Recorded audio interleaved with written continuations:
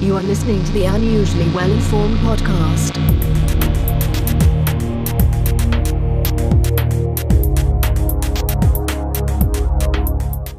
Welcome to the Unusually Well-Informed podcast. I'm your host, Tim Hampton. My unusually well-informed guest today is Christie Turley. Christie is a serial entrepreneur and growth strategist who helps companies develop their communication and branding. She is also a podcaster, keynote speaker, and author. Today, Christie and I are discussing her book titled The Intuition-Led Business. Christie, welcome to the show. Thanks, Tim. It's good to be here. It's my pleasure. Early in the book, you quote Albert Einstein, which is always a great place to start. And he called the intuitive mind a sacred gift and the rational mind a faithful servant. Why have we come to focus on the servant instead of the gift? We are so connected to the material world. We've been conditioned to do this for probably millennia, if not centuries, to be focused on finding answers in the external world.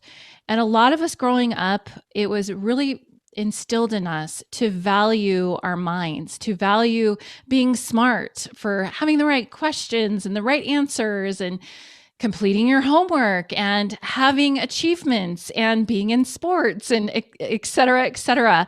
And we are driven to consume. I am a capitalist. I believe in business and all of that. It's true though. Like we're very externally focused on status, on achievements, on possessions. And I feel like because society has gone this way, we have forgotten to just be. We have forgotten to value stillness, and we have misplaced our value in the external and forgotten our true value, which is that we are divine internally. We have a soul. You know, our value doesn't come in what we own and our titles. It comes from within. It's divinely inherent. So you have a unique perspective on work-life balance. Instead of drawing a sharp line between the two, you say that we can find life in our work. What role does intuition play in that? So when you are really aligned to who you are, and I feel like that is the biggest lesson we're all here to learn, to know thyself. To know ourselves, to truly know what makes us valuable human beings and souls inside. And when we can really express who we are through our work and our play, the two really run together. When we remember that it's not, so you might be familiar with be, do, have, and have, do, be. A lot of us operate from the have. Well, I have something, you know, and I, therefore I am. You know, we're defined by how much is in our bank accounts, and that makes us successful, correct? Well, we have it backwards. If we can just remember that who we are, first and foremost, that's the be, that's the most important. If we have a desire to be successful, then what do successful people do? And then therefore, when they do that, they have these certain things. And so really there's actually a quote that I give in the book by L.P. Jacks. And I love this quote so much. And I'm going to paraphrase because I don't have it right in front of me, but it's basically saying that a master of living is one that does not make these boundaries between life and work. And they leave it up to others to decide if they're really working or if they're really playing. And I have spent most of my career playing and loving what I do, but there was a certain point in time where I did not like waking up in the morning. It had lost its fun. I had lost my spark coming to work.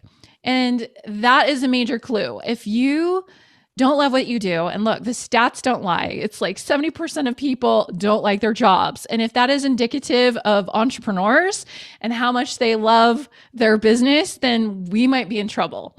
And when I started to lose that spark, that was really like this period in time where if we think about our lives going in seasons, just like we go throughout the year, spring, summer, fall, winter, this was the beginning of a fall, so to speak, pun intended. Yes. Where I started to really look at, what do I need to refine? What do I need to remove? What am I no longer enjoying?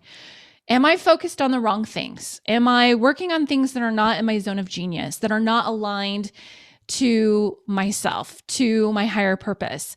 And what I found was a lot of what I was doing wasn't aligned anymore. I had evolved. I had outgrown it, so to speak. And so it really took a lot of introspection during that fall, and then the subsequent winter and death of identity and death of, this is what I thought I was according to what I was doing. And that led to a whole new perspective, and really was foundational to my book, The Intuition-Led Business. So you're talking to a Canadian, so I'll do anything to avoid winter, but you have gone through this cycle many times in your career. You've been like I said, several entrepreneurial ventures. Can you sort of walk through a little bit all the different types of businesses you've gone through? Yeah, there's many. I've owned more than, what am I on? 9 now. And, what's been consistent throughout my career is my marketing and branding firm. I've always had that since 2004. That's my bread and butter. And I think really what it was this external search for wanting to make a difference in the world. And I thought that what I was doing in marketing and branding maybe wasn't as valuable. Like, I was helping other people get richer. Like, I wasn't feeling that fulfilled. So I was always on the lookout for something that really spoke to me, that would be fun, that would be more leverage, would be, something where maybe I could step away a little longer than usual and spend time with the family if I wanted, and not feel so chained to my business. So being the super achiever that I am, I ended up starting several other businesses with my husband, also sometimes with other business partners. I've had 3 different business partners, and learned a lot about what to do and what not to do when partnering with other people. And some of those businesses are e-commerce businesses, like physical products. Actually, some of them were actually physical products that weren't necessarily e-commerce, that were also brick and mortar, but always an online component. Digital products, publishing company, a clothing company, which was also falls under e-commerce, but we had the unique problem to solve of actually creating the clothes. It wasn't like we were just like buying something and flipping it. We were actually designing our own clothes, which was really cool. And a software company. And of course, the original foundational business, my bread and butter, marketing and branding. So I've had a lot of fun doing all these different businesses, and some of them were successful. Some of them were not, and I say, if you're not failing, you're not learning, and you're not succeeding either, because certainly they're 2 sides of the same coin. So I actually had this insight a couple weeks ago. I'll just share with you briefly. I had a dream where I was in this parking lot searching for my car, and I could not find it anywhere. And I ended up finding this big pile of, it looked like trash. It just looked like a demolished building almost. Climbed on top of it, was able to find my car. And I thought this was so symbolic, because the car is symbolic of vehicles, a way to get somewhere, a way, if you will, to express your soul's identity in this world, which you can call a business, right? And this trash heap that I came across to find where my car is in this parking lot, I came to realize that this was a lot of, learning experiences, failures. And, I talk about it in my podcast. Actually, I have an episode called The Vantage Point of Failure, because I feel like it's so important to innovation, to success, and to really being an entrepreneur. And all those experiences and all these different businesses have given me such a wide variety of experience, not to mention all the different clients that I've worked with one-on-one, has given me like such an innovative quality. It's like I'm so open to so many possibilities because I've seen it done in so many different ways in so many different industries. So there's a lot to that answer. Thank you for that. And one of the threads I'd like to pull on is the idea that you are trying several different things. You're iterating, if you will. You're trying to see which business suits you best, and obviously intuition plays a role in that because you're tapping into what your interests are. But also you're directly addressing that cycle you described of spring, summer, fall, and winter. And you seem to be skipping winter a little bit, or are you not? Like, how do you parse that? How do you realize you're about to fall because you're losing interest or discovering it simply isn't you? And how are you able to swing to the next venture? Yeah, that's great.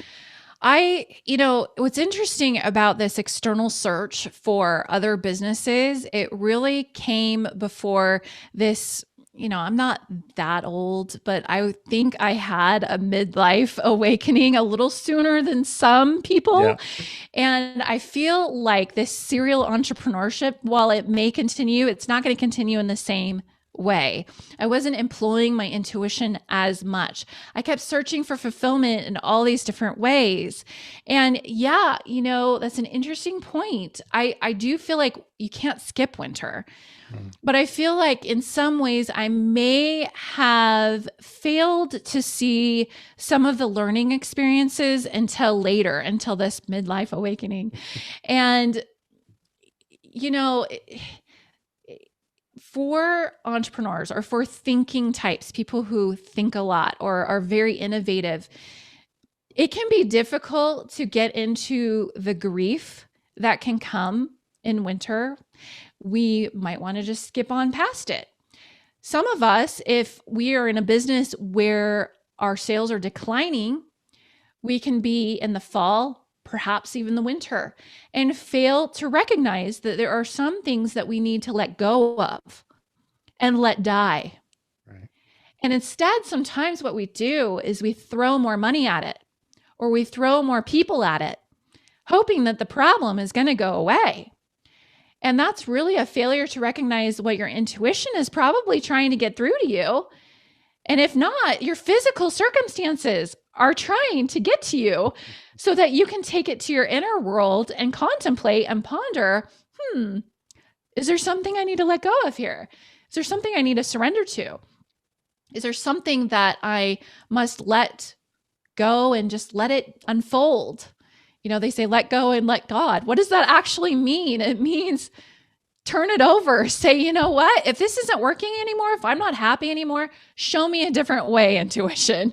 Show me what I'm missing. Show me, some new possibility that I may not have considered before, so that you can plant new seeds for spring, so they can start to grow. And if you fail to recognize some of those signs, you can also fail to plant the proper seeds for the next cycle. So it's really important. Mm-hmm. You mentioned earlier the challenge that comes with coming up with your own identity. And you have a model in your book that talks about connecting identity to influence and also intuition to impact. Mm-hmm. That model was really intriguing. Can you expand on how that works and how it can help us shape our intuition?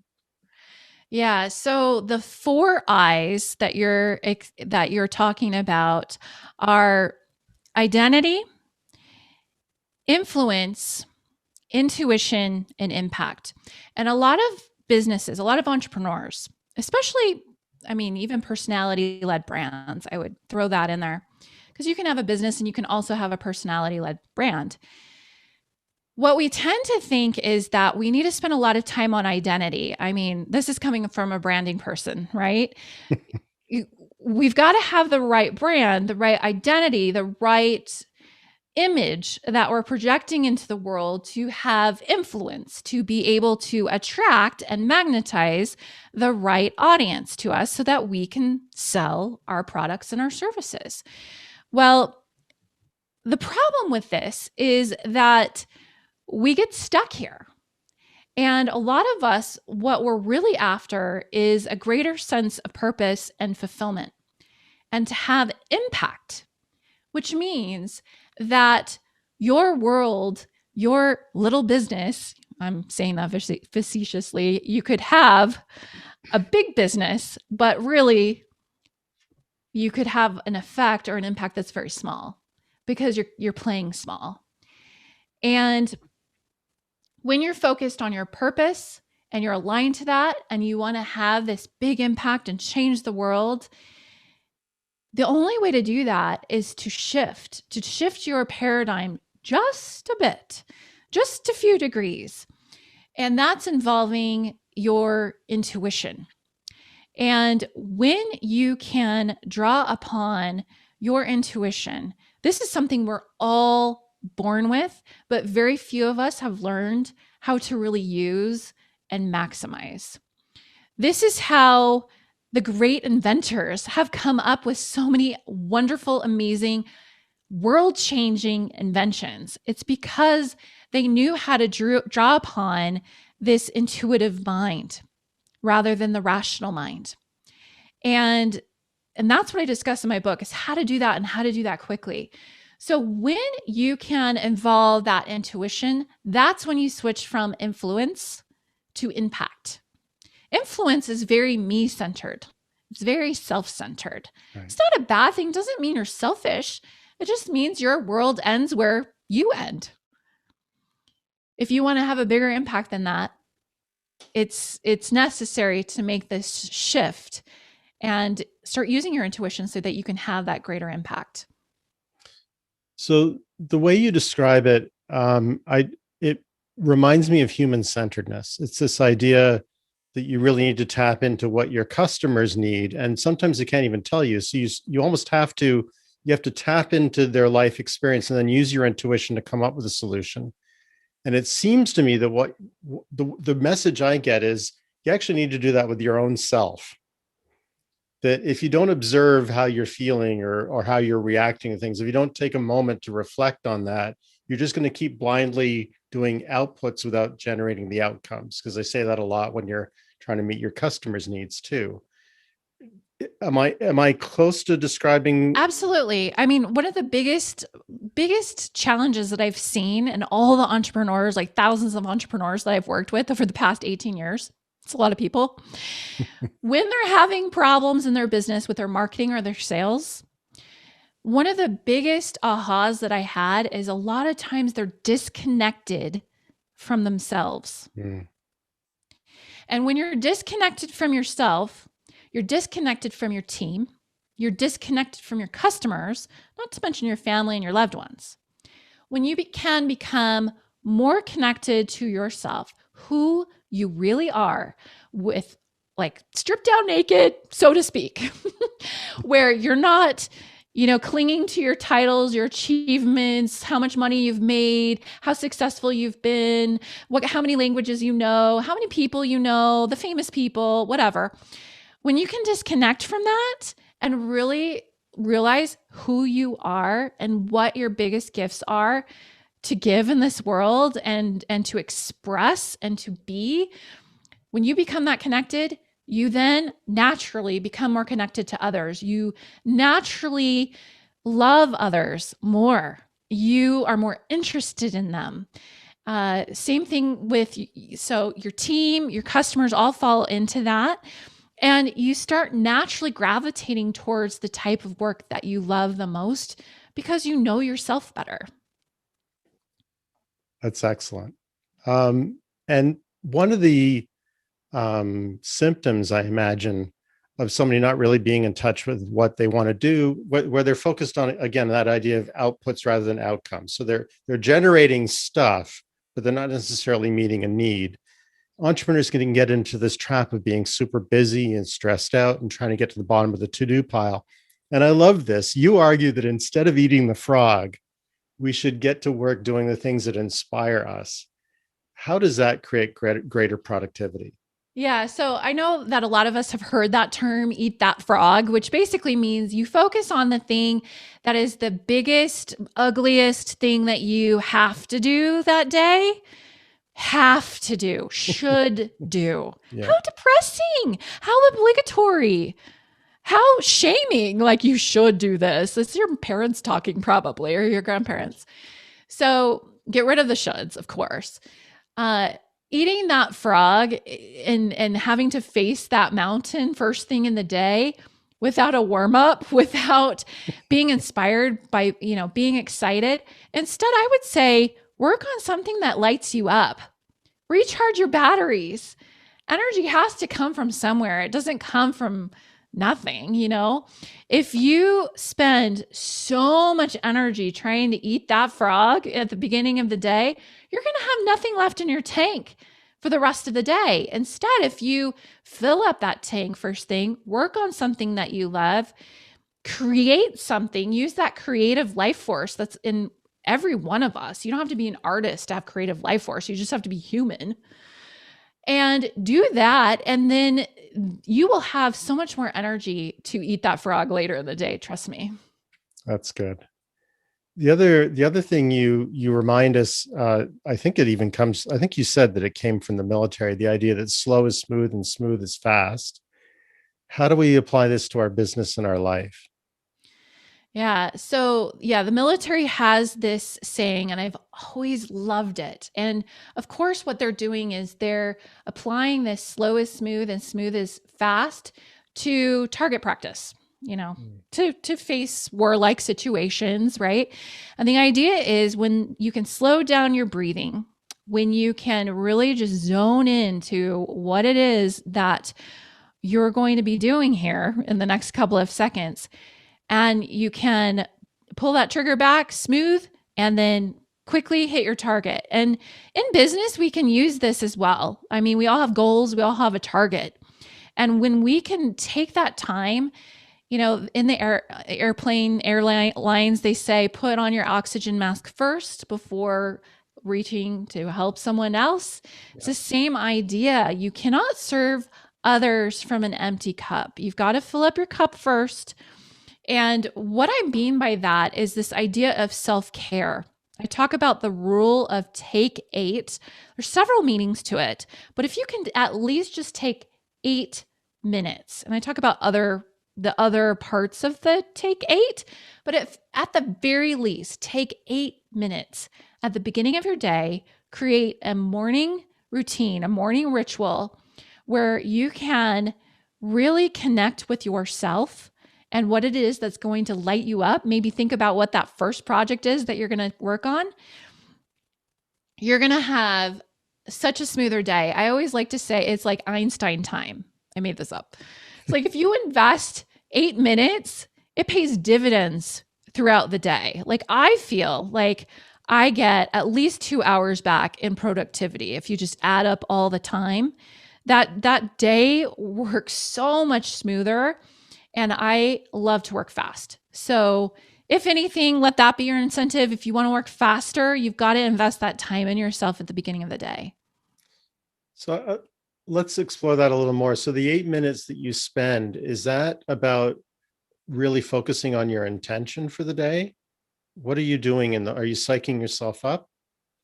Yes. Okay. Great question. So I would say, first of all, this is going to be different for everyone. I am not a fan of one size fits all approaches. Okay. Yeah. So I give a few ideas in the book. One of them is, yes, you can definitely psych yourself up with affirmations.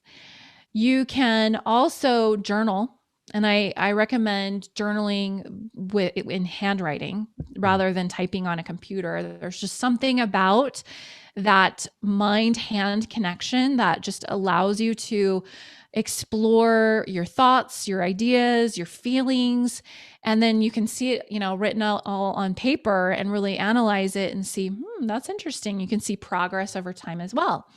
Also, prayer is super important to open up, if that aligns to you, of course. If not, you can talk to yourself. You don't, I mean, you can, I say talk to God because that's your divine connection to your soul. But you can talk to yourself too. Sure. And ask yourself questions. What's going to light me up today? And also meditating, just spending time. Like, it's one thing to ask, to intend, to express gratitude. It's another thing to sit and listen. Too many of us, say our prayers in the morning and we're like, okay, peace out. Like, we don't even listen if there is an idea that comes through or an insight. I use the term prayer too in a couple of different ways. I feel like throughout the day, I always have a prayer in my heart.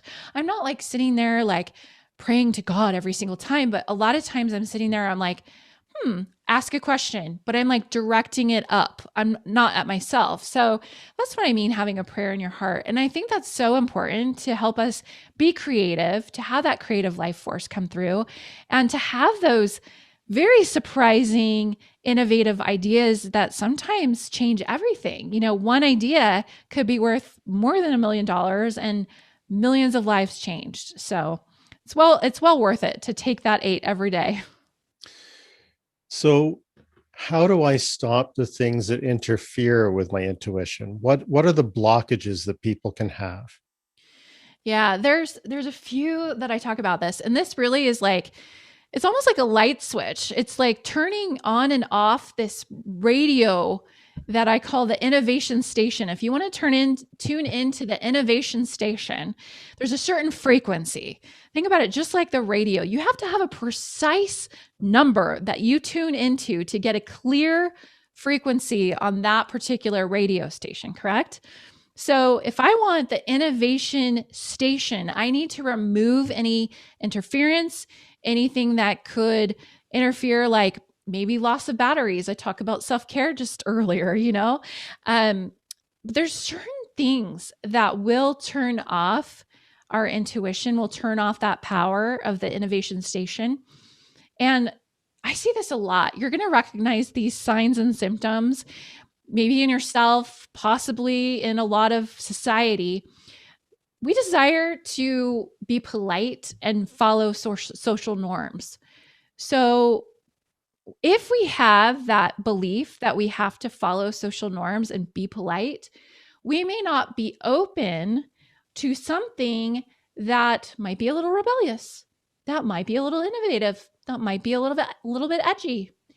We would already be turned off to that before we even began.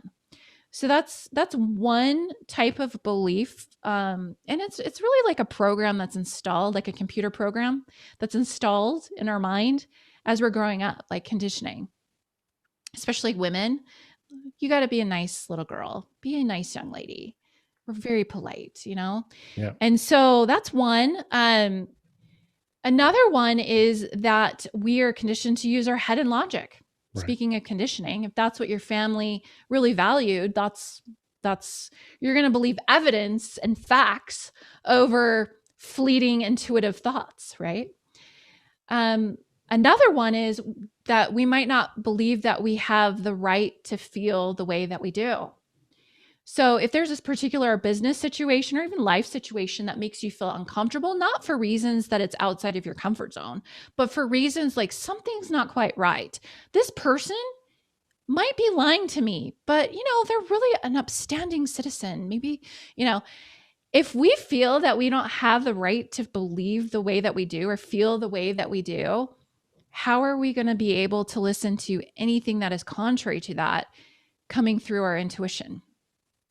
So, I could give you more if you want to keep going down this train of thought. That's terrific. I mean, yeah, you're talking about gut feel, right? Yeah. And so many people have run into trouble and said, if only I'd listened to my gut, which is another way of saying intuition, right? Yep. And you have described in your book a situation where a partnership went awry. Was that something that kind of developed on its own, or was that something you could have seen in advance with intuition? It's such a good question because there were a lot of variables in that particular situation. Like there were things about it that just felt like it was right. It just felt like it was right. And it was probably was.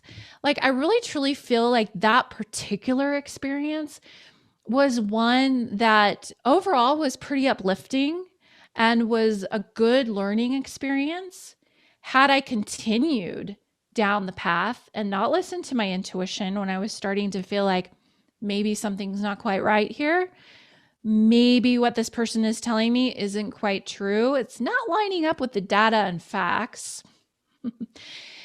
I might have continued and it would have been a disaster.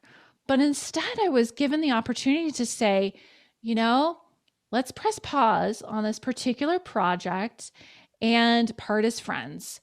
And ultimately, that was like a little blip. It was like some people describe a partnership breakup as like, oh, so horrible. And like that one wasn't. It was just like kind of like meeting someone and being like, okay, let's talk to each other for a while and support each other. And then, you know what? No, the time has passed. Like, go on our separate ways. It felt really good. So I think there are situations where if we were to stop and inquire of our intuition, we could avoid certain circumstances. And like you said, oh, I should have listened, but we can only see those things sometimes in hindsight. And that's part of our learning and growing, is really learning how to tap into that intuition. And that's why I wish to serve people with this information so they can avoid situations like that and really recognize how intuition works and why it works differently in so many different people. Well, and I think that's a valuable lesson too, is that intuition is not a one-time event. You need to keep tapping into it. You can't just conclude, okay, they always say, I could tell this guy was going to, or this girl was going to be terrific the moment I met them. Well, keep tapping into that intuition. Things can change. People can grow differently. Their priorities can change, and you can miss those signals. So well done for catching that when you could. Yes. What should we do when our intuition drives us out of our comfort zone? How do we, how how they always say sometimes you have a heart attack and you feel it over here because you don't necessarily recognize the feeling from your heart. Have you heard that before, that the symptoms are weird? Yeah. How do you distinguish between an intuition, a whisper you hear inside saying you should really do this, and this other whisper that's saying, no, it's too hard, it's not possible? How do you distinguish those two? Yeah, it takes practice. It really does. And that's why identity is so important as a foundational concept, because let's say you do get an intuitive nudge, and we all deal with resistance. If you have not read Stephen Pressfield's The War of Art, I highly recommend it, because he talks about resistance and this idea of getting out of your comfort zone. And as entrepreneurs, if we're not faced with resistance, I'd say at least once a week, we're probably doing something wrong. It's about pushing the envelope and being able to make that impact. And how can we do that if we're playing small? So to answer your question, like if it's something that invites you to do something good, to do something uplifting, if it's inspiring, if it's somehow exciting on some level, you're passionate about it, there's some good feeling about it, chances are it probably is coming from your intuition. And the other part that's coming at you, which is, oh, it's going to take too long, or it's too hard, or whatever, that's probably coming from your ego, because your ego wants you to remain small and to play small. And we're not here to play small. We're here to make a big difference as entrepreneurs. I feel like entrepreneurs are the ones that make the world go round with our solutions and our products. So, I would say, find ways to overcome that resistance, clear it out of the way, see if there's some kind of limiting belief or conditioning that's creeping up from your past, from your childhood even, and see if you can recognize, when was the first time I felt that way? And to the question of, oh, it's hard or it'll take too much time, a question I like to play out when I have that come up is, if this looked easy, if this looked effortless, what would it look like? Right. Because sometimes our egos also like to make things complex, and they don't have to be. That's a Tim Ferriss suggestion, right? He says, what would this look like if it were easy? I've heard it repeated so many times. If Yeah. that's who I think it originally started there, but said it's a it, then I'm great piece happy of to attribute advice. it to him. Yeah. Yeah. Yeah. But I also like the point you're making, which is if the reason you're thinking of not doing it is because it looks hard, that's probably, like the what is it, Pluto, the angel Pluto and devil Pluto? It's probably devil Pluto that's trying to Probably. undermine you there. Yes, because when we are stepping up or up leveling or taking on a bigger role in our life and business, that little devil always makes its appearance, because it's partly your ego. You can also think of it as, just like there's light in the world, there's dark in the world. And it can take many forms, from thoughts in your head that sound like maybe a parent, to someone physical remarking, nah, we can't do that right now. So yeah, you've got to weigh it. And I love that, because more often than not, if those types of questions, that if it looked this way, or if it were easy, if it didn't take very much time, if it didn't cost very much money, what would it look like? So I'd like to revisit that be, do, have model that you brought up earlier, because I think it is a really powerful way to reframe our desires into identity and then action. How do you recommend entrepreneurs use it? So how do I recommend entrepreneurs go to the be, do, have model? Yeah. How do you engage with that? Like, for example, you have this idea that you want to create a new business. I really like the idea that for you to succeed in that, you need to be the person with the skills and the drive and everything else. So you sort of have to work on yourself before you work on your business. It's how I'm imagining that model. Do you want to see is that a good interpretation? Yeah. So yeah, I'll take this question from this angle. So when you start a business, a lot of us who are listening to this probably have been in business for a while. So it's not like you can stop everything in your business to have a vision quest and find out who you really are and your purpose. And that's done daily in your take 8. It's done throughout your day. It's done through tapping into your intuition and having that, quote, prayer in your heart, or however you want to say it. It's constantly tapping into that intuitive source. So we do have a lot of us, like, I'll give this example, this story that I have about being a member of this mastermind. And I'm going to answer it this way. So this mastermind was like this elite club. It had all these cool kids in it. Like, if you're in a certain industry, you probably know a lot of these people by name, their household names. And I thought, wow, this is going to be really cool to not necessarily be the smartest person in the room, right? To have other people who are smart in the room. Really great way to grow my business, rub shoulders with these cool kids. And that's going to help me, achieve my goals, right? And what's really interesting is, through the course of these 3 years, I loved the people that I was meeting. There were a lot of things about the mastermind I liked, a lot of things I didn't like. And I tended to just kind of brush the things I didn't like under the rug, not realizing that it's because they weren't aligned. Like, I wasn't completely aligned to some of the things that were happening in this group.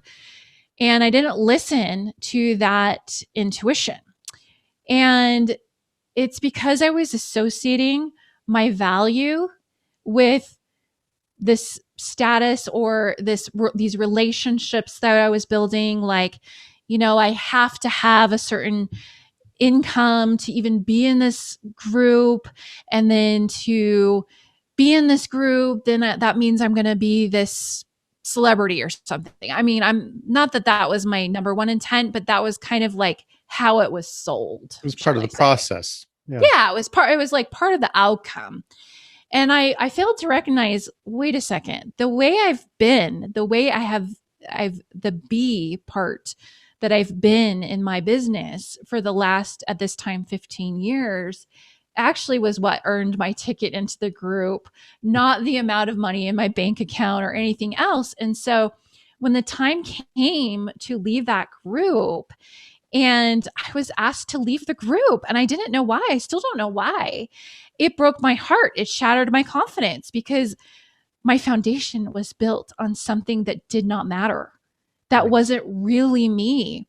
And so to really play into who are you, you've got to do some exploration of what your core values are, what your motivations are, what you will stand for, what you stand against, what virtues you're adopting, what's your purpose? Like, what are you here to do? Like, what are you here to express? And I feel like when you can start from that, then the do is in alignment. You can't do something anymore that doesn't feel in alignment to that when you're sure and certain of who you are and what that be is. Right. And then from that do, a natural result of that is to have certain things. So if I am a millionaire, how would I act? Okay, do those things. Great. Right. Now you have $1 million. Like, we've got it backwards. We do. Yeah. So, well, it's interesting that you were having misgivings, and yet we're also affected by being asked to leave. It's like the Groucho Marx line that I wouldn't want to be a member of any club that would have me, but you were being rejected from a club you didn't even want to be in. Right. That's gotta hurt. So yeah, it was so interesting because the last few meetings I went to, I was kind of miserable. And one of my business coaches was saying to me, "Are you sure that's the group for you?" And I'm like, "Yeah, of course." Because I was like focused on the glamour and the glitz instead of like, was it really a match? Like a vibrational match? Like, was I really aligned to it? I failed to ask those questions. And so sometimes when we don't listen to the universe acts for us. So let's switch gears a little bit and talk about the future, because obviously a lot of entrepreneurs are looking into the future and trying to predict what can be useful and where they can find a role. Many are predicting a huge rebirth in the economy after COVID. Some might even say this is a new spring for the whole world, right? The fact that we're coming out of this pandemic. How can we seize the opportunity that represents? I do believe that there is a rebirth. After every death, there is a birth. Winter is always followed by spring. So I do agree with that. As far as the time frame, when people say post-COVID, what do they mean? 2021, 2022? I don't know about that. Right. I think that, as I was discussing at the beginning of this episode, we've gotten so far into the rational mind and not into the intuitive mind. When we can start learning to not just take what someone else says as fact, like whether it's an expert, whether it's a politician or someone on the media, when we can start just using that information as input and then putting it through our own God-given intuition and deciding, is that true? When we can do that and stop giving our power away and start claiming our own power and using critical thinking skills, I think that's truly when the spring happens, because we will stop looking to entities outside of ourselves to solve problems. Instead, we will start looking inwards. We will start looking at ourselves. Mahatma Gandhi said, "Be the change you want to see in the world." When we can truly live that, that's when I feel the rebirth will happen, and not until then. And I feel like we're headed for a lot of change in the next 5 to 10 years, the kind of change that'll probably blow our minds if we knew about it right now. Like, who could have predicted some of even the inventions we've had in the last 10 or 15 years? I feel like the type of inventions and innovations that are going to come out in the next 5 to 10 years, and the amount of change is going to dwarf that. I think the way that we stay above water, the way that we can do that is through tapping into our intuition to lead our business with intuition. That's the only way we're going to be able to face these problems that we've never seen before, to come up with solutions that we've never come up with before. It's through our intuition. Yeah, I do agree with you on the notion that there's no going back to normal, right? The way I kind of have described COVID, Mhm. it's almost like when there's a tsunami, the water goes out and then it comes in, but it doesn't just stop at the shoreline again. It rewrites the shoreline. It goes back and forth for a while. And so this idea that you have to constantly be alert to what you want and what your customers might want intuitively, I think that makes a lot of sense. You need to really be alert with all these changes. Are they affecting your business decisions? Do you have any intuitions about what's going on in the world? I feel like people are really waking up to what truth really is, and they're waking up to a lot of the where they've put their faith, into structures and systems and governmental institutions and educational institutions. And they're really starting to recognize that they are powerful. The people are powerful. Entrepreneurs are powerful. And I feel like that's going to just bring a lot of innovation in the world. As far as, my business in particular, like I've been in business long enough to remember the last recession we were in back in 2008. And I feel like our business actually grew because the smart businesses were looking for ways to innovate. They were looking for ways to market more creatively. And I felt like, we really answered that. In the future, I do have some predictions for businesses. So I feel like we are headed towards such uncharted waters. And because everyone is waking up, they're definitely more in tune with their intuition. They definitely can tell when a company is just out for themselves. Mm-hmm. And I see the shift where people are going to be holding companies, political institutions more accountable. And hypocrisy is not going to be allowed anymore. You can't say one thing and do another. They're going to be holding people accountable. And that means the way that we market is going to change. The way that we brand ourselves is going to change.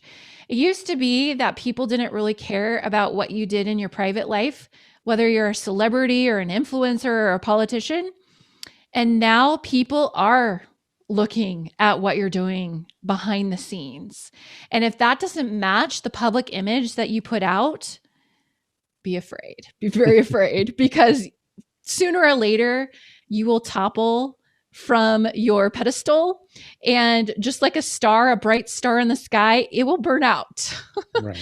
And that is my prediction. So that means we've just got to stop using fill in the blank templates or formulas or one size fits all, and start using our imagination or our creativity and really connecting to our customers and really, really listen and really make sure that we're aligned inside and out.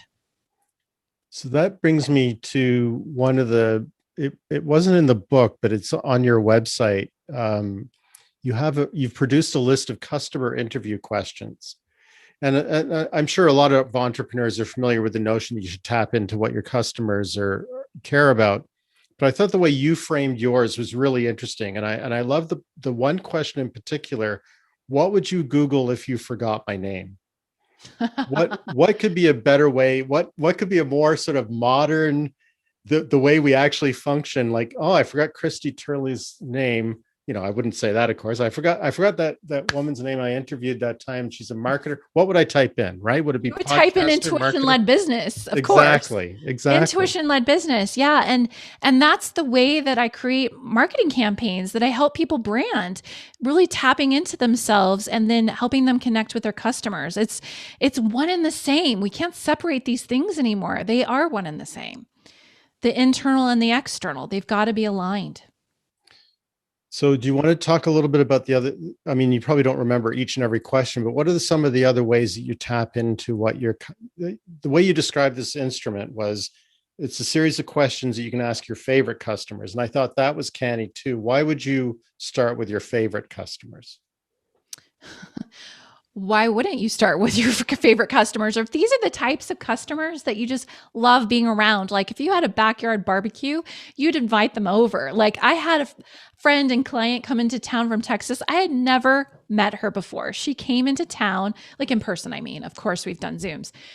She came into town and we spent the whole day together just being friends. We didn't even have a work conversation that day.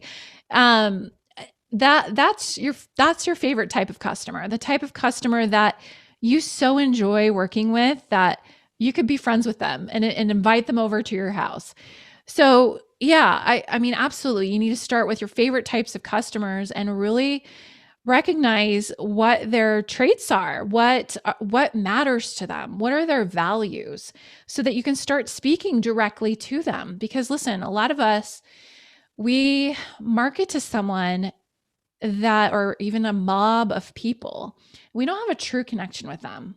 I mean, a big example of this is during COVID, you would hear a lot of these commercials like, we know what you're going through. We know it's hard, and you're just like rolling your eyes because you're like, really, that's not coming across very genuine or authentic. And you're just talking words at me. You're not really connecting. And that's really what's going to be important in the future. If you haven't already had this kind of heart-centered, intuition-led approach to your marketing, and if your copywriters and your graphic designers are just checking the boxes and they're not connected to their work, they don't love their work, then that's going to show in the final product. So, and it's going to show in the bottom line because people aren't going to buy as much. I just feel like people can really tune into that tone deafness now in marketing, and if it hasn't caught up with you in the sales department yet, it will. Well, so that's really interesting. First of all, I think it's a beautiful description of what marketing done well is. It's not tricking people into loving your product. It's finding people who would love your product. And I wonder if this makes sense to you, that it used to be you'd have the Don Draper come up with the Life cereal ad for the whole nation. And we couldn't even, and they used to say back then, half of the advertising we do doesn't work. We just don't know which half. So you got to buy the whole thing. But now we can be much more fine-tuned. I mean, you're in marketing, you know that you can tell who's reacting and who isn't. So there's no excuse anymore to say, we know what you're going through when you have no connection to your customer. How do you engage in a really fine-toothed way with the right people? How do you engage with the right people in a fine-tuned way? Well, you've got to know who those favorite customers are. And you also have to know what your uncustomer is, what your not customer is, so that you can repel them. You want to repel them and you want to magnetize. And I feel like a lot of marketing doesn't go far enough. It doesn't push the envelope enough. It's not controversial enough. It doesn't make people think in a different way. Not in a manipulative way. It just presents like, a lot of people, like, for example, if I were doing an ad on intuition, I might appeal to the people who always think they're right. They always think they're right, and I would talk directly to them, and I would probably use the psychological technique of like projection. All of us do this. It's like we see in others what we do ourselves, whether it's good or bad. And so how annoying are those people that always think they're right? And then going into intuition and making that bridge, and that would transform their thinking. I feel like the best marketing helps to transform people's thinking. Again, not in a manipulative way. There's so many marketers out there that are still using these old tricks of like false scarcity. Only have 5 spots left, or products left, whatever it is, or false urgency. The deal closes on Friday. It only opens once a year, and a lot of times that's best for the business owner or the entrepreneur. It's not necessarily what's best for the customer. The customer can see right through that. How many of us have become almost immune to certain marketing techniques because it's a formula we recognize from like 10 other people that we've seen do that same thing. Yeah. And there's actually marketing experts that have made a great deal of money just teaching people how to copy other people's formulas. It's crazy. Well, brava, because I really don't like that false scarcity narrative that comes with a lot of advertising. And you're right, a lot of people do see through it, but it's really a common technique all the time, this false urgency and everything. Um, it does turn my mind to another discussion. Not I don't think it featured too heavily in your book, but it's something that's been on your podcast, is the mindset of scarcity and abundance and how it affects our mindset. Do you want to talk a little bit about how we can, I mean, I think it applies to everything, not just business, but to love and everything. But do you want to talk a little bit about that? Yeah, I love this topic. So there's this popular acronym out there called FOMO, the fear of missing out. Yep. And this is a common human trigger that if we're afraid we're going to miss out, well, we've got to do it. We've got to get in on the party because, it's going to go away. It's going to be taken off the table. And I feel like that comes from such a lower awareness of ourselves. Like I feel like we're almost like ascending or evolving into a higher consciousness. And so those lower levels of consciousness, those lower levels of marketing that aren't as creative, that have been used for, probably 100 years or more, they're going to stop working because people are going to evolve past it. And hopefully the marketing departments evolve with it and are not like, why isn't this working anymore? If it's not working anymore, you've got to innovate and try something else. Now, you can still use urgency. People need deadlines, right? Would some people get things done if there wasn't a deadline? Make sure it's authentic though. Mm-hmm. Make sure it is true. Like if you really only do have 5 products left in your inventory, then that's fine. But, don't make it your selling point. You've got to be a little more creative. It's like the people that are selling for like by price. They're like, oh, mine's cheaper. It's like, that's not a way to position your company for the long term. That's like a race to the bottom when you're doing stuff like that. So I would say, as far as appealing to that abundance side of things, where does scarcity come from? It comes from fear. It's a negative emotion. If you can come from something that is more positive, more from that higher part of yourself, that part of yourself that is inspired, that is aspirational, like some of these brands that are like, I don't want to mention specific brands, but, like if you can think of like an outdoor company, and they're aspirational, they're all about exploring, they're appealing to that archetype that you have inside of you, that explorer archetype. That is a much higher way of branding to appeal to people's values and their motivations, like their motivation to explore the world. That is a longer lasting game to play than we've only got 2 hats left and they're 10% off. Right. Well, and I like that idea that you're touching on, which is if you have a scarcity mindset, then you might feel like when you sell your service, the money you get is worth more than what you give, that it's always sort of, you're taking. Whereas if you can have an abundance mindset, you're like, if you pay me for my services, we're both better off. The world is better off. It's so much more comfortable. You're not really selling at that point. You're helping. Right. The energy exchange is so important because if it's off balance, someone's going to feel resentful or they're going to feel like the other party has power over them. And so I feel like that's so important to honor yourself, especially in the services business. I think a lot of service-oriented people tend to put themselves last on the list. They tend not to know themselves as much. They tend to get wrapped up in other people very easily. And so it can be easy for those people to fall prey to, what kind of deals do you have for me? Sure. Can you make up my mind right now? Like, and it's like, stand in your power, own your value and say, this is the price. Like I heard someone say like, pass the mustard or pass, it's like you're at a dinner table. It's like, this is the price. Like it's no big deal. So many people can get really bogged down by that fear that they're not going to say yes, they're not going to sign the contract, they're going to think it's too much, or whatever it is. And the point is, find your favorite customers that do value the investment and do value what you give in return.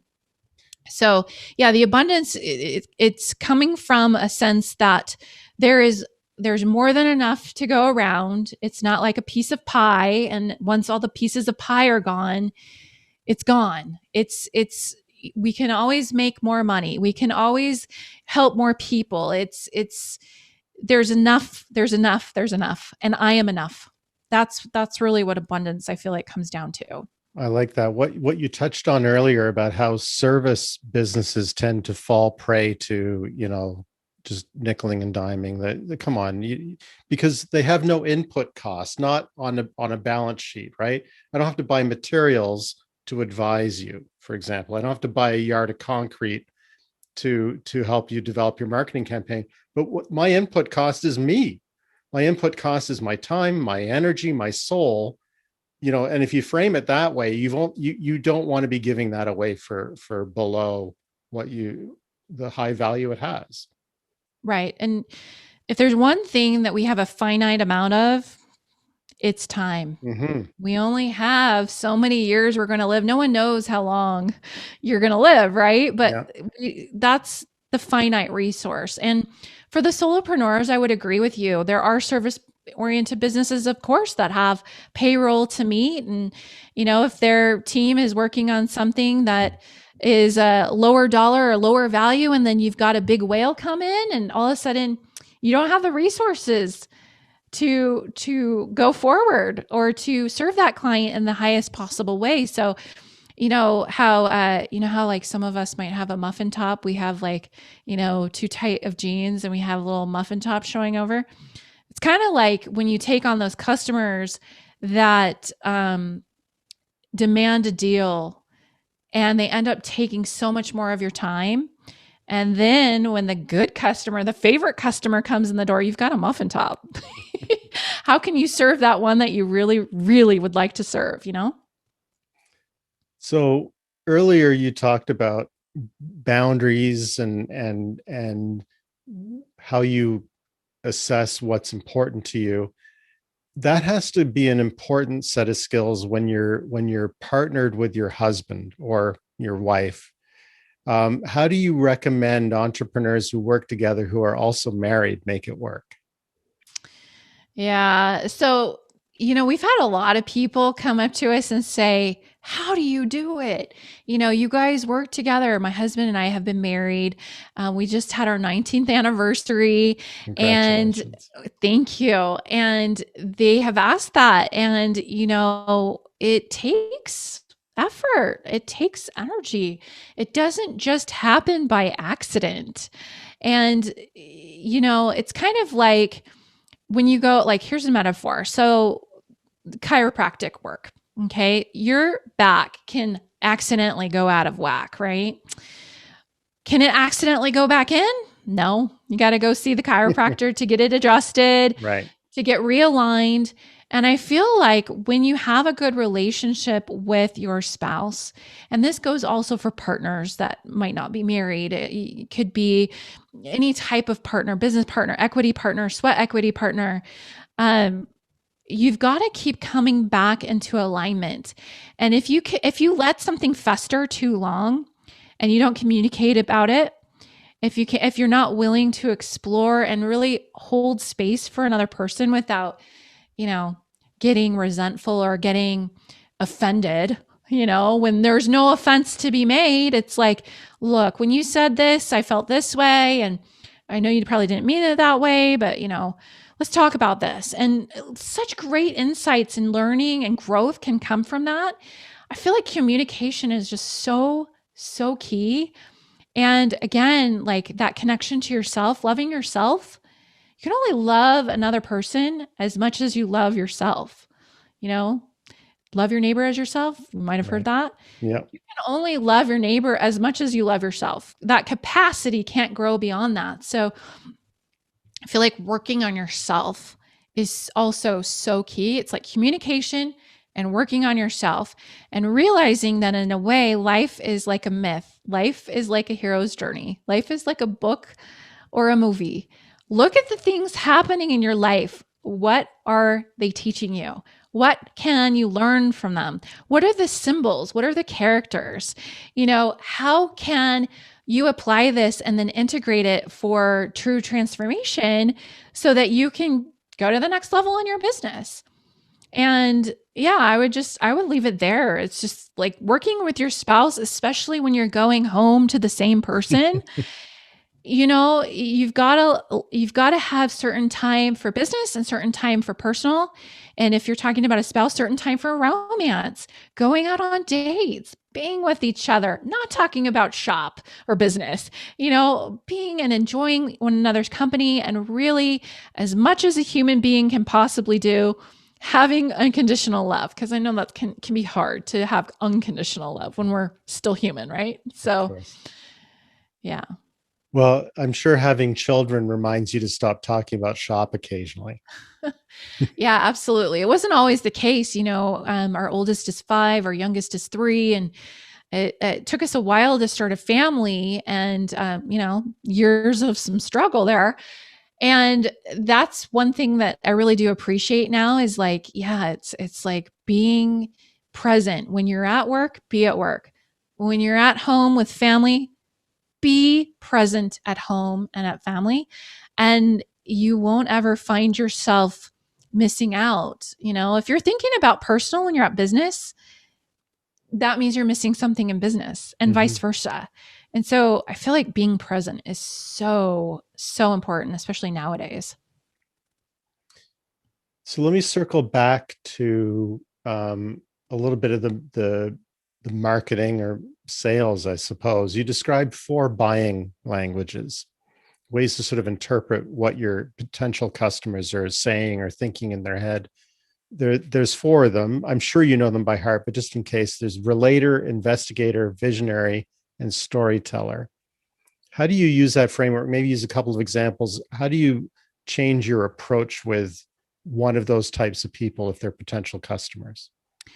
So if I've got an investigator type of person, these people are thinkers. Like if you're familiar with the Myers-Briggs personality test, they probably have a T in their profile, and they'll use words like, I think, or they might even use words like, I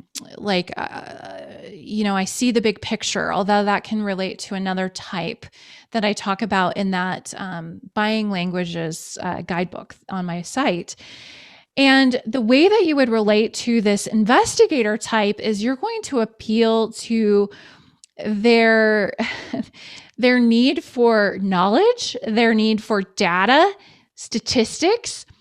Now, you're not going to be as fluffy with them. Like, say, for a storyteller, you're going to engage multisensory with a storyteller. You're going to tell them stories. You might even throw in a statistic there if it tells a story, of course. Yeah. And when we know a particular language, like if I am the thinking type, I tend to market and sell in that particular language. Yes. That means I'm not very fluent in the other 3 unless I learn those languages. It's just like, we're talking English right now. I'm pretty fluent in Spanish, a little rusty, right? But if you fail to learn these other 3 languages, these buying languages, you're actually alienating 3/4 of your potential audience. So it's very important to employ all 4 buying styles into your languaging when you're marketing to them. And if you're interested in receiving that, that's on my website, ChristieTurley.com. It's on the free tab, and you can check that out. Highly recommend it because, yeah, it's even in a one-on-one sales conversation, if you fail to recognize that the person you're talking to is like a big picture person because they're using words like, I see, or I can see that. If you fail to recognize that and you're instead talking in a totally different language, it can be as subtle as you're using I think instead of I feel or I see. And subconsciously, they pick up on that. And subconsciously, they feel like you're not talking the same language, whether it's email or phone. So it's important to have fluency in those 4 languages. Yeah, so I'm going to share the link to your website in the show notes, and there are many very useful, thought-provoking guides there. So I'll make sure people can find that. Thank you. When we talk about these different styles, my mind kind of went to the car buying experience. So if you're working in a car dealership, somebody might be like, this has overhead cams and 275 horsepower. Blah, blah, blah. Other people might just listen to that thing purr. Yes, right? Exactly. There's different things that people care about, and if you're talking the wrong set of attributes, you're going to leave them cold. So I think that's really useful advice. Yeah, and when you're in situations like that, that's why sales training is really important, because it's really people training. It's understanding the psychology of each person. There's even, oh gosh, you're probably going to find this interesting. There's a whole study of reading people's faces, facial profiling, and being able to tell personality traits from someone's face. Same thing with body type. There's a whole other body of work about body profiling, like how they move, how they hold themselves, what's going to be important to them, what is going to be valuable for them. So yeah, we're in the people business. If you're an entrepreneur, you're in the people business, and you would be well advised to learn as much as you can about yourself as well as other people, so that you can really increase that awareness and that openness. So the book is terrific. Thank you. Can you tell me the process you went through to write it and get it published? Yeah. So, it all starts with an idea, and I pushed this idea off for a couple of years. I had the thought, I've always thought since I was a child, I was going to write a book. And about 3 years ago, I had this thought, like, I really feel like it's soon. And I asked, what is it going to be about? And I got the instant answer, intuition. It's like, yeah, right. Why would I write a book about intuition? I am all about marketing and branding. Why wouldn't I write a book about that? And I came to realize that it really was integral to everything that I'm about. It's so part of me. And so a couple years later, fast forward, I learned, I studied, I mastered my intuition even more. And I had this client come to me and say, I'm thinking about writing a book. What do you think? I said, yeah, great. And told him some ideas of how to make it a must read. And he's like, do you have a book? And I said, no, I don't. Why not? He was so surprised. Fast forward the next week, same conversation, different client. Asked me about a book I hadn't written yet, and why not? Great. Okay. Next week, get a voicemail. It's the wrong number, this voicemail. It said, it is very urgent that we hear from you. Your book has been selected for our event. It sounded prestigious, whatever it was, and urgent. So I turned to my intuition. I said, okay. And guess what my intuition said? Yep, it's time. Glad you got all the hints we've been sending you. And I proceeded immediately to start writing. I outlined it. The document I started in Google Docs. I wrote the title out, The Intuition-Led Business, not knowing that was actually going to be the title. It just felt like that's going to be the working title. Mm-hmm. It totally came from my intuition, right? And I started writing the book. I finished writing the book within like 14 or 21 days, somewhere around there. It was the holidays, so there was a couple of days off here and there. But solid work, just getting up early, writing the book, letting it flow. If I felt like I was forcing something, I stopped. I worked on something else. I really listened to that intuition, because especially on the subject matter, it was so important to feel in that flow, like really connected to the material and excited about it. Finished the book, went through editing process, took a few months. I actually I hate to admit it, I put it on a shelf for like 3 months. Didn't come back to it. COVID hit. And I was like, I don't know. There was just so many things up in the air. And then I came back to it, and I felt like, you know what? In a post-COVID world, I hate that term, but whatever this new paradigm is, this new world, This is what people need. This is meant to be. This is the information entrepreneurs need, because I could see the marketplace starting to shift. I could see consumers making different decisions than they had prior. And this is the way we've got to lead ourselves and lead our business is through that intuition. So anyway, I ended up self-publishing. And it's funny because in that mastermind, I could have gotten a publishing deal, just like that. It would have taken 2 or 3 years to finally see it.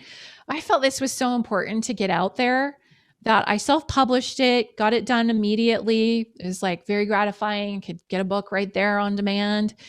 And so yeah, it's on Amazon and Kindle and my own website. And I have gotten such fantastic testimonials. Like the other day, I got one that almost had me in tears. I was doing a keynote a couple of weeks ago.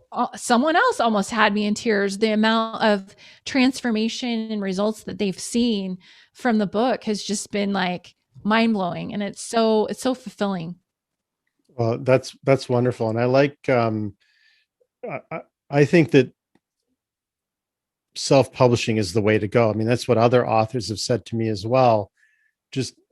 I didn't think of the immediacy as being one of the advantages, but you're right. I mean, if it has to wend its way through an organization, a bureaucracy, it's going to take longer. But one of the reasons it takes a long time, of course, is it goes from one hand to the other. Yep. And one of those hands is an editor. Did you hire an editor, or were you, because it's well edited? I didn't notice any errors in it. And you're very well spoken, but we're all, when it comes to our own words, it's easy to overlook our own mistakes, right? Did you hire an editor? I did. And I first got it as complete as I could. I know some people are like, get the first draft over and let them do it. But I felt like it had to be, in my mind, organized and clear and as grammatically correct as possible before it got to the editor, just because of the nature of the type of information that I'm giving, And so, yeah, I did hire an editor. Went through a couple of drafts where I would receive the edits back, make some more edits, and then, gosh, that dang intuition would come in and say, add a couple more things here. And so I would, and of course those parts had to be rechecked or checked for the first time. Yeah. And so, yeah, it was just a couple of edits and got it to print. And yeah. And the other thing about self-publishing, going back to what we were saying before about how people are taking the power back themselves and taking it away from the institutions. Yeah. So publishers are like another form of institution, another form of structure. The old paradigm, we think, oh, we've got to find a publisher or an agent. No, you don't. You've got to have great marketing and a great message to get out there, but you don't really need anything else. So don't put off the book. If you're listening to this and you're thinking about writing a book, don't put it off. Set the time aside, do it, get it published, get it out, because people need your message. People need it. And there's no better time than now to, create a new movement, to create that impact. And if that's truly, truly your desire, I'd love to hear from you, because I love working with messengers. I love people who are in the limelight and they have a certain message that they love to get out there. And that's how we're going to change our world, is through thought, is through new thoughts, new ideas, new concepts. And how do those come through? Intuition. So I'm sure a lot of people listening struggled to believe how quickly you wrote your first draft. How long was it again? I don't remember the exact dates, but it was during the holiday season. It was between 2 and 3 weeks, because there was like a couple of holidays mixed in there, birthday parties, stuff like that. But yeah, I would get up early in the morning, work 2 to 3 hours on the book. I'm very quick. I think my words per minute are, 90 to 100 words per minute or something like that. I did have some recordings that I had done that felt like I could transcribe those. Mm-hmm. I could edit those. So that sped up the process. There were some things that I had at my fingertips like that. Other things like stories. I mean, stories just flow. Like if you've Sure. lived it, easy. Other things, I mean, I had very like little research or like fact checking to do. Like some people need to do that because they've quoted someone or they're stating a statistic. I do have some of those in there, of course, because some investigators are watching and listening.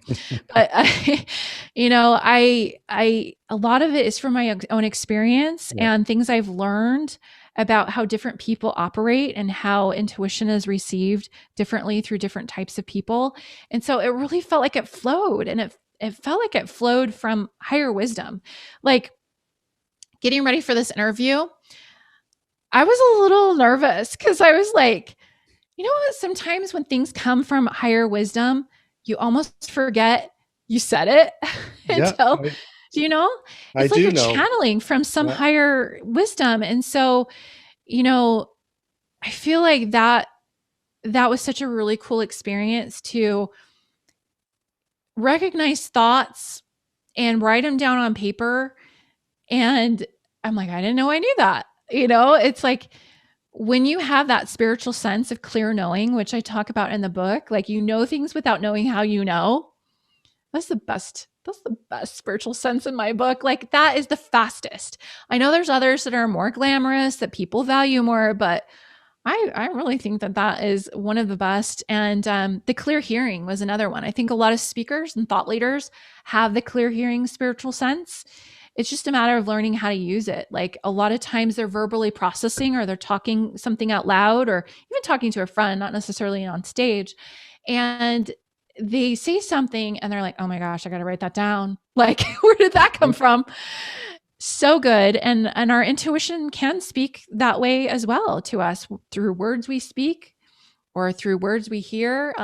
There's several ways that I talk about in the book. So we're all different, and it's important to honor how we best learn and understand our intuition. So do you have any advice for would-be authors out there? How should they get started and get their book out into the world? How should they write it? So there's not one way to write a book, and you've got to look at your lifestyle, look at all the other things that are going on right now without getting overwhelmed, without saying, oh, I don't possibly have time. You know what? When you get creative, you realize that you spend, for example, you could spend an hour or two every day watching something on TV. Mm-hmm. Well, could you not do that for 3 weeks? Sure. I mean, I would challenge you, if you thought you could, if it were possible to write your book in 3 weeks, how would you do it? How would you do it? Do the math. Know the number of words. Yes. How many words do you have to do a day? How many words do you have to do a day? How long is it going to take you to type that amount of words? And do it that way. And then the other thing I would say is some people like get stuck on, oh, I don't have the amount of experience necessary to write a book, or other excuses. I don't have the time, or I don't know if it's really going to, help my business or whatever. And I would just challenge you to look at those things. Look at, where are they coming from? Can you clear them? Can you shift your thinking? Can you find a better thought to replace that? Can you find a more empowering thought to replace that? And go from there and just go for it. I really, everyone, I mean, I could have said, oh, intuition, that's been talked about before, right? It's not been talked about before from my perspective. Right. I don't know if there's anything talking about intuition and business combined. And so there's probably a million excuses someone could have. I would just look at those and really evaluate how true they are and see if you can come up with different evidence. That's inspirational. This has been a terrific conversation. I have one last question. I've kept you for, I think, maybe even longer than we anticipated. So thank you. It's been awesome. Yeah, it's been fun. So my last question is, why is never give up terrible advice? Because sometimes you've got to give up. Sometimes you've got to quit something in order to find something that is more aligned to your identity and to your purpose. We are taught that winners never quit and quitters never win. And that is old advice, probably passed down through the generations. And it's negating that winter that we talked about before. Right. It's some things must follow their natural course, and you must let them die in order for something new to replace them. And if you never give up on something, like you never sell a business, or you never close a business, or you never whatever, end a relationship, fill in the blank. If something in your life, you never give up on it, you're beating a dead horse in a way. So it's like it could already be dead and you're like still trying to throw money at it. So yes, of course it's okay to give up, and it does not make you a loser. In fact, I think it makes you stronger, and it makes you, I don't want to say makes you, but it helps you to follow your highest good and your highest path in life and business. That's beautiful. I love the way you frame that. You got to let go of something to seize something else.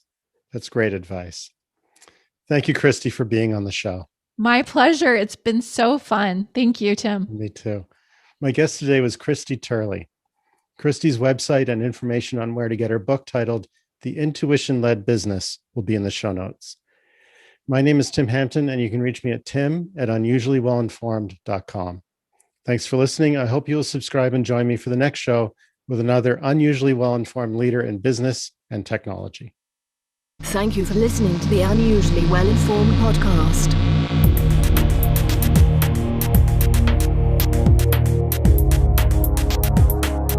The opinions expressed by the host and guests on the Unusually Well-Informed podcast are their own and do not reflect that of their employer or any other affiliation.